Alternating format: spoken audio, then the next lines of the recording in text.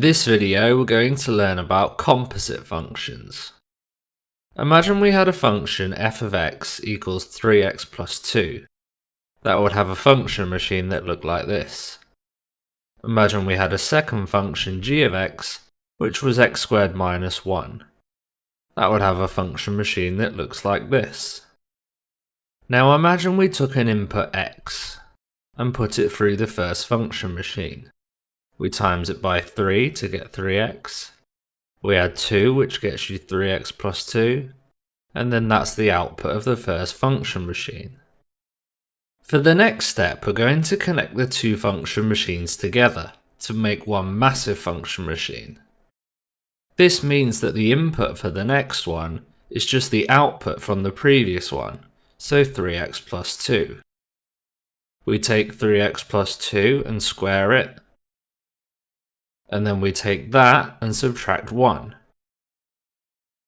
This would then be our output. So for this giant function machine, the input is x, and the output is 3x plus 2 all squared, take away 1. So let's recap what we just did. We started with an input x, we applied the function f to it, so we got f of x. And then we had a function g, but rather than having x as the input, we put the output from the previous function. So we put a function within a function, like this. This gave us the answer, 3x plus 2 all squared, take away 1. And this is what's known as a composite function. We wouldn't normally write it with the double brackets on the left hand side. We'd remove the outer set of brackets. We would pronounce the left hand side as gf of x, or possibly g of f of x. Now let's try some examples. So we have two functions here, f of x and g of x, and we first of all want to find gf of x. This means we take an input x, we apply the f function to it, which gets f of x, and then we take the output from that and put it into the g function. The best way to write this down is look at your g function first. So g of x is x squared minus 5.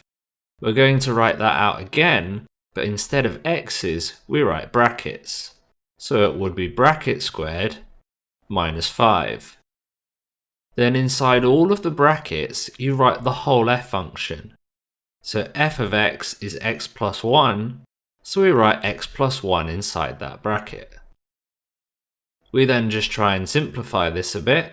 So x plus 1 all squared is just x plus 1 times another x plus 1, and don't forget the take away 5 at the end. We can expand this using FOIL, so x times x, x squared. X times 1 is plus x. 1 times x is plus x. And 1 times 1 is plus 1. And again, don't forget that negative 5. We can simplify this, because x plus x gives you 2x. And plus 1 take 5 gives you negative 4. So that's our answer. What if instead it was fg of x, so the other way around?